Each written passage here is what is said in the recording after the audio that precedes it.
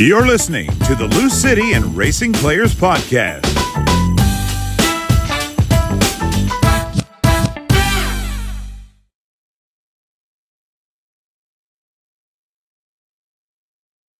Hi, my name's Carson Pickett, player for Racing Louisville, and my guest on my first podcast and my first episode ever, Maddie Pokorny. Hi, everybody. Maddie here. I actually don't have a name for it, but side note, I did think about maybe naming it Two Hands Overrated. I don't know if that's appropriate, but it seems like it is. That clinks. Yeah. I mean, you have two hands, but it's okay.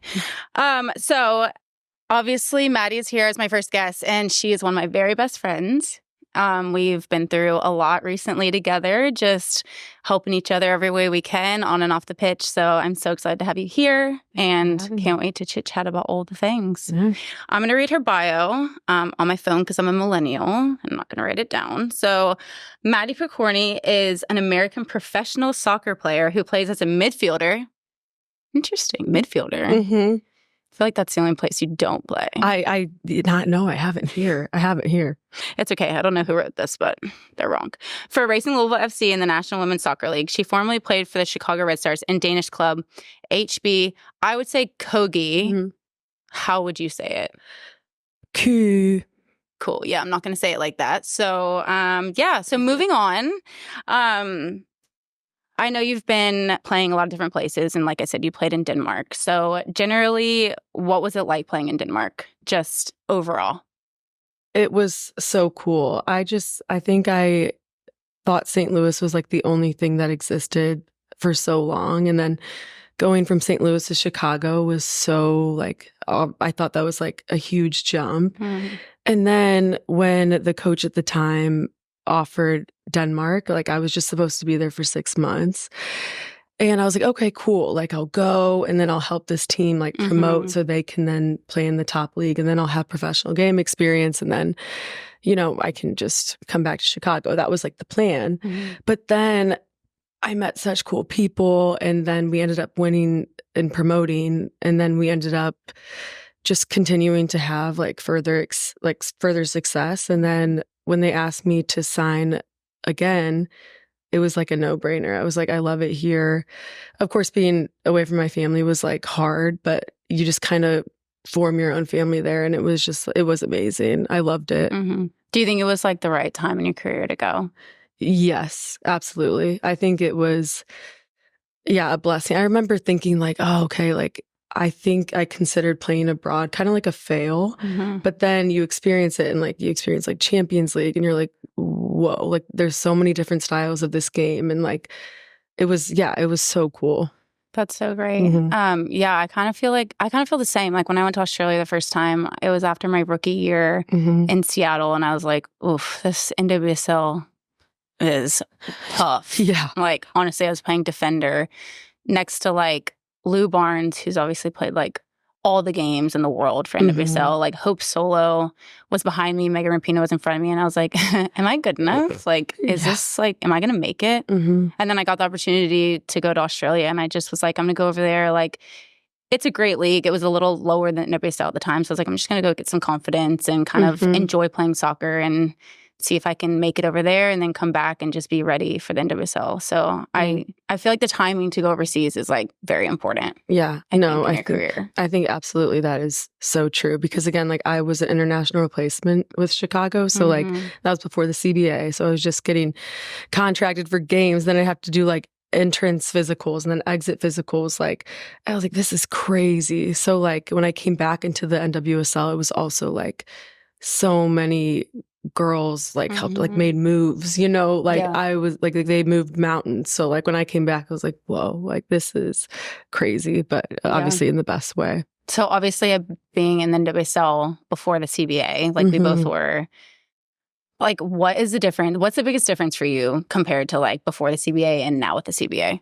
I mean, of course, when I came back, I didn't even know that signing with Louisville at the time, I didn't know that they could even give international replacement contracts. So I was wait. You're oh, I can make money? I was oh my gosh, yes, of course. And not game by game for dressing. I was this is sick, you know? But yeah, I would say that and just just making us live like more comfortably, of course, financially, but also just with like little details that no one thought about before. Like that thing is game changing. So shout out to everyone that, shout out to the NWSL CBA. Yeah. Because, I mean, well done. Like, it gave us rights. Like, yes. Didn't really have many rights before, it seemed, and kind of a voice, which was nice. I remember my first year in Seattle, I was living with a host family, and they were great. I was so blessed to have someone to live with so that I could play professional soccer. But I'm like, I just went from being in college where I had my own apartment. I'm an only child, and I moved into a house with a 5- and 7-year-old, and I was like, oh, what? Yeah. Oh my gosh. I didn't know you did that. Yeah. So I just was crazy. like,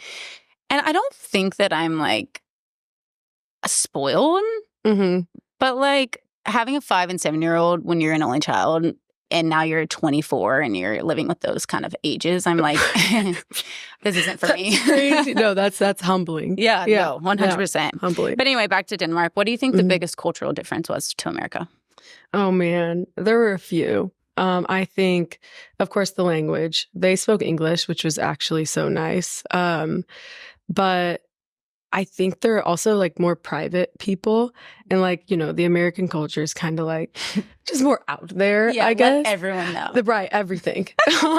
But I think with, the Danish culture, it was like, I felt like I came in a little hot. Don't really know how to come in cold. No, but, not you. No, I know. Coming in chit-chatting. Right. Shock. But I feel like once you kind of got under like a layer, then you started to feel more comfortable, and like you could do things, and then they end up being like family. Yeah. So I would say, in terms of like the culture, just like a little bit more private, but I think that, and like just not having like, I think in America, we just have so many options of like everything on the shelves. And, I didn't have my Target, and this one's like so shallow. And but they didn't have our Target. Oh, they didn't have Target carts. You must have been like, I have to go home. No, I must leave. No, but but you think about that stuff and you're like, whoa, how am I going to get like my face? Probably they didn't have an Amazon, and like little things. But again, that is just like ridiculous to like not complain about, but like shock me. And I think I went on like a lot of walks, and I feel like I started to, the weather, and the weather wasn't the best in the winter. It was actually awful. But I actually hated it. No, it was worse. Like, but the summers were so great. And like you just start to like, I don't know, with not that there were like less things there, but you had no choice but to like, I don't know, indulge in these relationships. And like there were other internationals there too, which was super nice. But like, we just all became like one big happy family. Like it was amazing. I love that. I feel like the first kind of place you go overseas is something you always remember. Like I went to Japan first. I didn't play there, but I would train there for like 5 weeks in college. And like that culture is unbelievable. Like so respectful and just like so quiet, down to earth. And then I was like, oh gosh, like, and I'm an American again, like loud and proud. Right. It's like loud and American. And then I don't know, like then I went to Australia and I like wasn't wild enough because they're wild. Yeah. So I just feel like your first like international experience is just like one you remember, and you just kind of have to find your way to kind of fit in a little bit. Yeah. No. Especially being American. Absolutely. No, I know. Absolutely. And the people, like I said, they were so great with us too. And like, once we found the balance of like me kind of like toning it down, it was all good. Once I wasn't allowed to speak, I did not allow myself to speak. Everything was great. Once my lips were duct taped, it was all good. So. What was your favorite food there? Oh man, there were so many things. They had this, I'm not even going to try to pronounce it because it's just... I mean, your pronunciation of the team was pretty good. Right. It's one syllable. Okay, it was like, oh my God, I can't believe you're making me do this. Glue maflu is how we would say it. It's like this strawberry dessert. It was like strawberry so shortcake? Good. Kind of, but on steroids. Wow. It was fire. Wow, it must have been I'm really salivating good. Actually as I'm talking about it. We can look it up after. Yeah. You should honestly I want to experience see if you can like somehow get it. For sure. Yeah. Sent over here. After this. Cooler. Yeah. Yeah. Cool. Actually, here we go. All right. So on top of being a very good soccer player, You're a little yogi girl. Yeah, I love yoga. I do. You have the team going to yoga. You have like 8 people going with you every night. I feel like it turned into like a team event. You have to go to yoga to play at racing. Yeah. So how did you get into yoga? How did it start? What's the story behind it? Okay, so I have to thank my friend Jordan. She worked as a receptionist at the time in college. And one time she was like, hey, like, come with me to hot yoga. I feel like you'd really like it. And at the time, I was like kind of going through some things. And I was like, you know what? Like, this seems like the right time to try it. So, yeah, I went, and I was like, the first class, I was a little scared that I was like gonna honestly faint. And they're doing this like warrior series. And I'm like, what? And then people are getting upside down. I'm like, huh? I'm like, yeah, I'm like, I'm just gonna sit here and like watch, you know? Sweat. And yeah, in my puddle. And so, anyways, I ended up like going with her a couple more times, and she was a year older. She was graduating, and I ended up taking over her job. She like wanted to move, and basically Jordan wanted to start her life. And so I started working there, and once I started working there, I was able to take yoga for free. So I would take like girls on the team. Like I would go before training, after training. Like I would go before I'd have to like work one like off day or whatever. And I basically just like fell in love with it. Of course, like the physical benefits, I feel like I started to feel so much better, but like mentally, I'm such like an energetic like person. And I feel like I'm always like giving kind of like that spastic energy. But I know.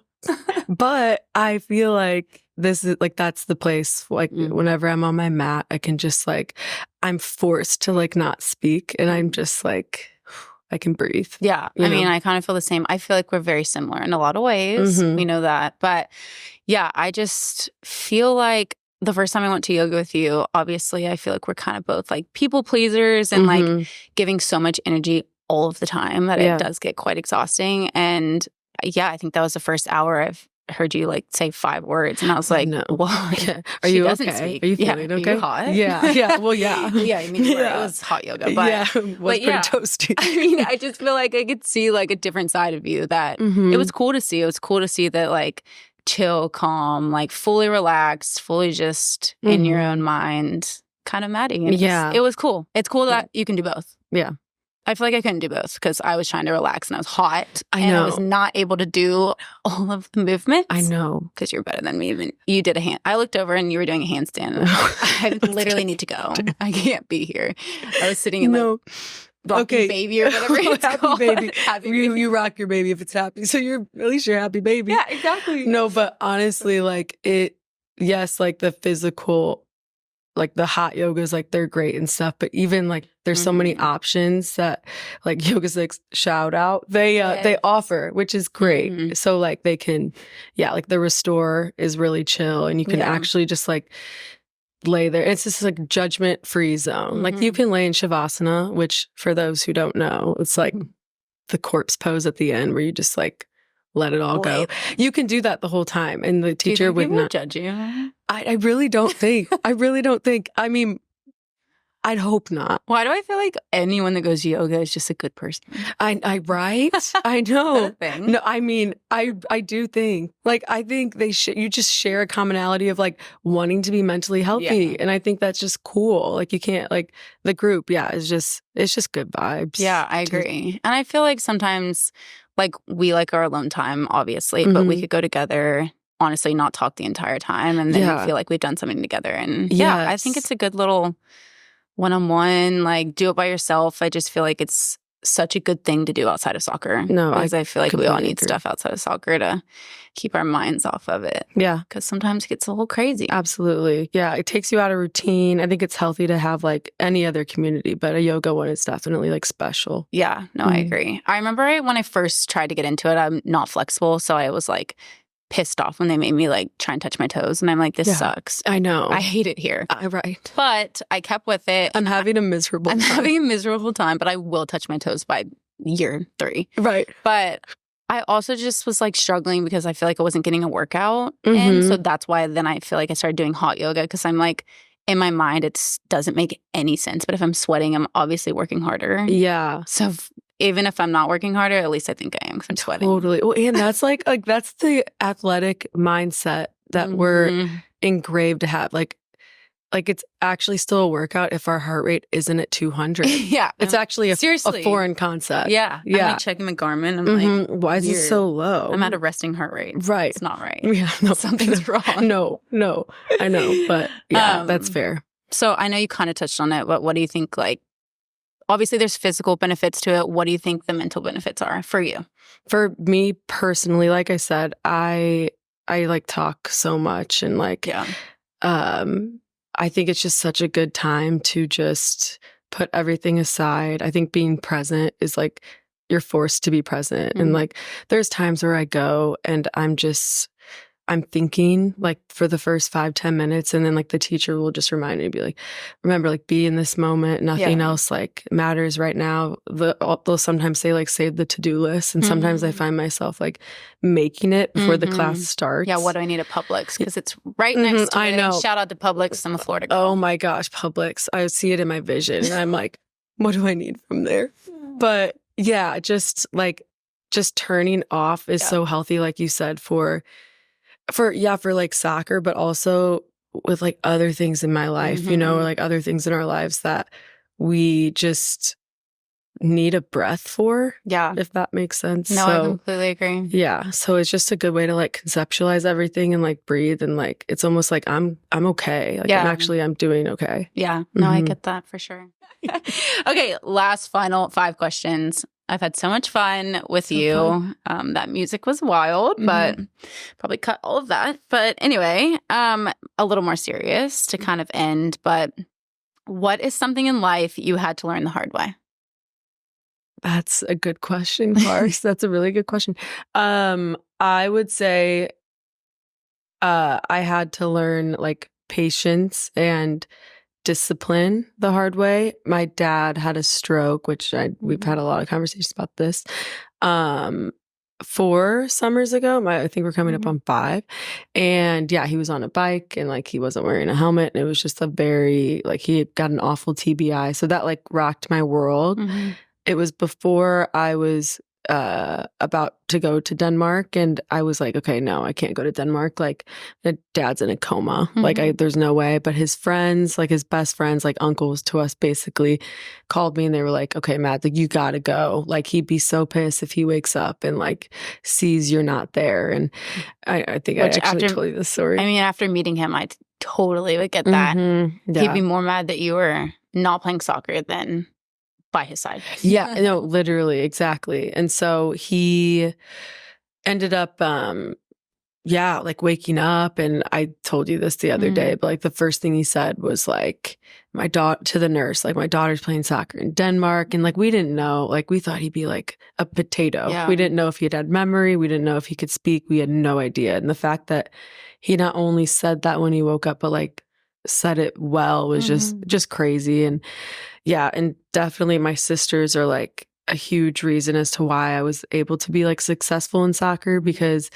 Abby's a 4th grade teacher. My little sister Mallory's a nurse. And it's just like to see them, you know, as like caretakers in their 20s, like we don't really like know what we're doing, but they were also super supportive. And so I would say in the midst of all of that, like just learning, how to be patient. Every time I came home, I would just tell Abby and Mallory, like, you know, y'all do your thing. I'm going to be with Dad. And I learned, like, I'm like in my mid-20s. I think a lot of people at that age, like, we like go out and stuff. And I'd be like, I wouldn't even really want to, because it's just, you know, it's a job, but it's like the best job when you think big picture. Like he's like a walking miracle. And of course, patience in like the sense of just wanting him to heal, but also patience in like the little things, like getting him from A to B. You have to think of every route, every step. Like he's a fall risk, so you just never know. And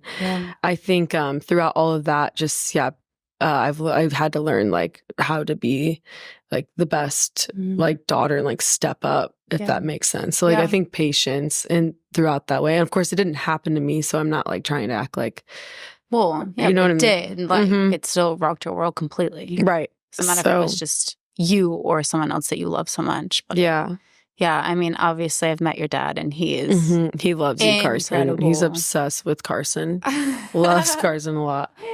Maddie was I'm like, can you wave to my... do you remember me? Crazy. Do you remember me, Dad? I'm also a part of the 17. team. Yeah, it's fine. I didn't know, but no, I remember you were like, can you wave to him? We were trying to find him and we did. He was like so excited. But it just, even him waking up and saying like that you were playing overseas in Denmark, like obviously so proud of you. And I think that's so incredible. You guys obviously have such a good bond and I love that. It was cool. Yeah. So really blessed. That was a good question. Good answer. Pulled at my heartstrings. All right, question 2. What is the best advice you have ever received? I actually thought about this if one. any. Still waiting. No, I think the best, it's more of like a mantra, but we just said it all the time as like a family, especially coming from my dad, is like, just like one day at a time. May sound like cliche, but every time I like invite that little phrase into my life, I just like take deep breath, reset. Doesn't really matter what. Of course, you can't live day to day, but obviously with our lives, it's very like can change on the fly. Travel plans change. Like, it's, there's so many changes like constantly. And I feel like we really do have to just be present, take one thing at a time, roll with the, like, whatever is kind of thrown at us with like of life, but also like within this job too. And yeah, just like do things step by step. Yeah. I love it. Good answer. Thanks. Question 3. What is the best decision you've ever made in life? That is such a loaded, if any. Loaded question. But I love that question. I'm actually happy that you didn't phrase it. It's like the worst. Because I was like, no, we'd be here all day. No, it'd be another pod. Yeah. Actually circle back next month about the worst decisions we've ever made. Perfect. Probably have a whole other list. No, I think the best decision was going to Denmark, actually, just because I really wasn't sure, especially with the circumstances, but like I learned so much. I feel like I just grew an entire new grasp of like how other people live. And I never was like one to want to travel. Like I feel like a lot of people are like, when I'm older, married and like retired, I want to travel. I was never like that. I was like, I'm like good with St. Louis and like, I'm fine.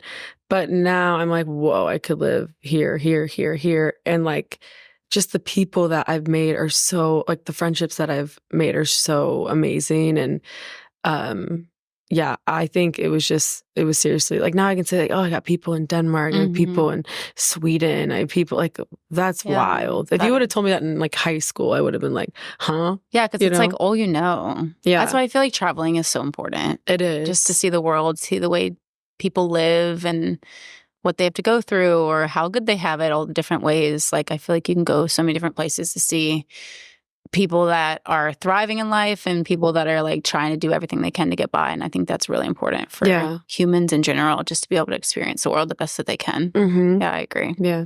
If you could create one law for the world to follow, what would it be?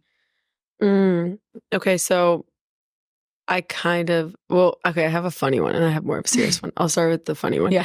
I think dogs, unless you're allergic, should be allowed in like every workplace. I agree. I just think they make people happier. And if they don't, I understand that too, but I'd like talk to you personally. Yeah, it's just like your pet.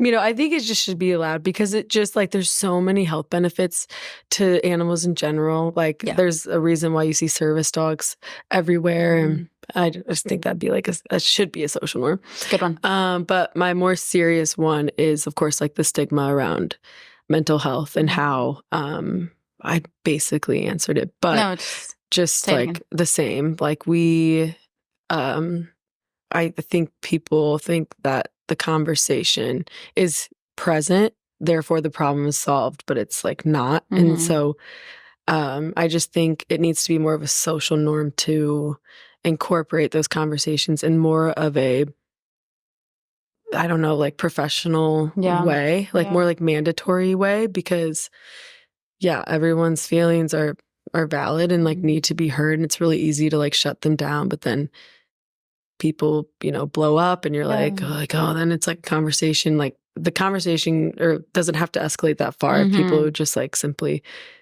be welcomed into a space that allows it. So yeah, just like making it a social norm to like figure, just talk or breathe or whatever that looks like for depending on the business or whatever. I feel like also kind of piggybacking off that, it would be cool to have like a therapist or someone like involved in every single company that you can go to at any point. And I'm sure that would be like really beneficial for some people, obviously. Just to be able to like go talk to someone who's not biased towards the situation and just have that listening ear that maybe you don't have otherwise, or you have friends you talk to, but they obviously know you better than someone else. So it's a bit like, they're kind of just saying what you want to hear. I think that would be so cool. Yeah, that's awesome. No, that's a really good one too, actually. Okay, last one.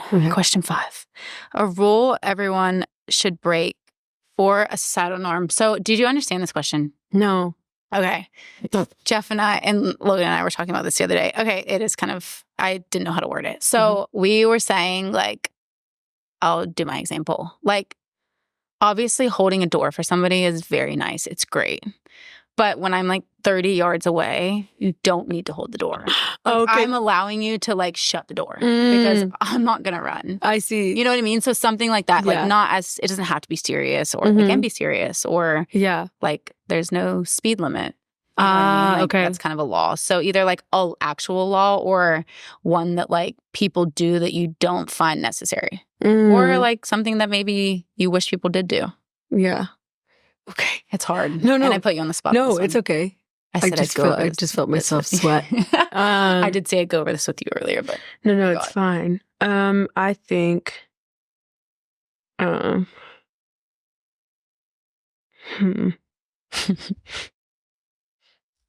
think, okay, I'll say one. I don't know if it's controversial. Who cares? I mean, you can always cut it if it's too much. I think it's really sweet when like boys open the car door. Oh. But again, I don't need it.